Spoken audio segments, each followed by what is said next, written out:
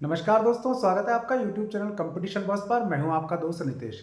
लगातार मैं आपको वैकेंसीज बताता हूं और आज भी नई वैकेंसी बता रहा हूं। ये जो वैकेंसी है काफ़ी इंपॉर्टेंट है और इसके आवेदन आप भर सकेंगे 7 फरवरी 2024 तक। काफ़ी सारी पोस्ट हैं, दिल्ली में निकली हुई हैं, आप किसी भी स्टेट के हैं आवेदन कर सकते हैं। अब ये जो पोस्ट हैं वो हैं टीचर्स की, लेकिन टीचर्स की दो तरीके की पोस्ट हैं और 3-4 भागों में बटी हुई हैं। ये पूरा डिटेल आपको बताऊंगा।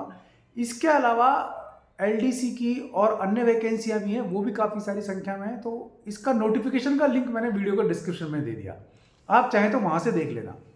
सबसे पहले तो बात कर लेते हैं कुल पदों की संख्या कितनी है। तो कुल पदों की बात करें तो 4214 पद हैं और इसमें आपके नर्सरी टीचर्स हैं, पीजीटी हैं, क्लर्क वगैरह और भी पद हैं इसमें। और लास्ट डेट इसकी जो है 7 फरवरी है, मैंने आपको बता दी 7 फरवरी 2024 तक आप आवेदन कर पाएंगे। सबसे पहले बात कर लेते हैं एनटीटी असिस्टेंट टीचर्स या फिर नर्सरी टीचर्स की, जो कि दिल्ली में निकली हुई है। 3 जगह पोस्ट निकली हुई है।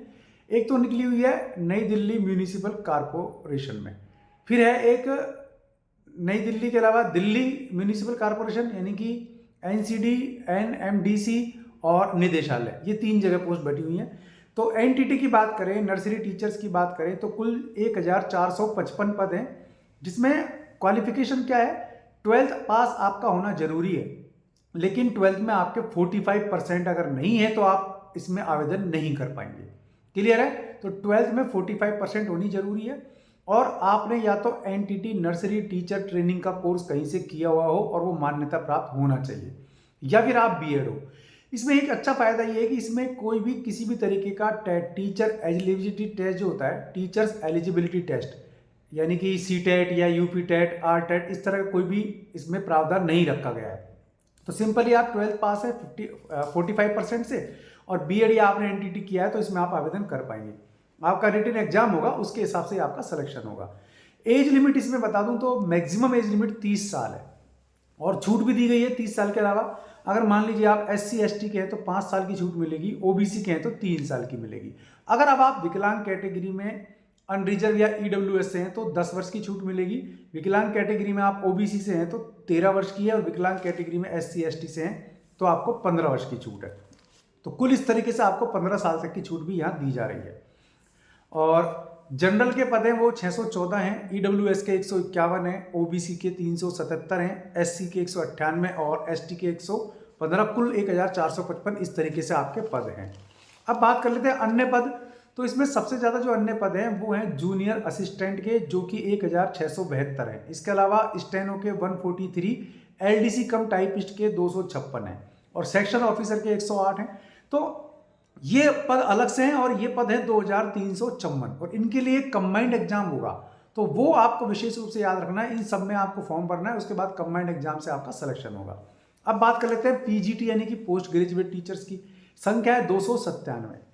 अब इनमें हिंदी के पद हैं 12, बायोलॉजी के हैं 29 यानी कि 29, मैथ के हैं 22 और इकोनॉमिक्स के हैं 28, फिजिक्स के हैं 5 और कॉमर्स के हैं 22, केमिस्ट्री के 26 हैं, हिस्ट्री के 24 हैं, जियोग्राफी के 24 हैं और पॉलिटिकल साइंस के 39 हैं।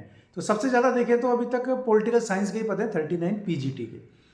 सोशल स्टडी की बात करें यहाँ तो 15 पद हैं और पीटीआई के 31 हैं, होम साइंस के 16 पद हैं।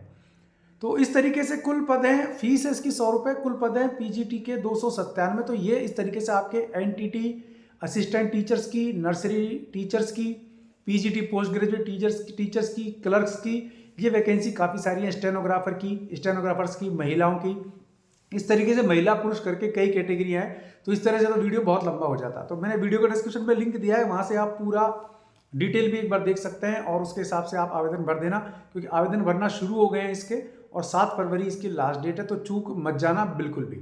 और वीडियोज़ आपको ऐसे मिलते रहें, इसके लिए नोटिफिकेशन बेल जरूर दबा दें, चैनल को सब्सक्राइब कर लें, वीडियो को लाइक कर दें।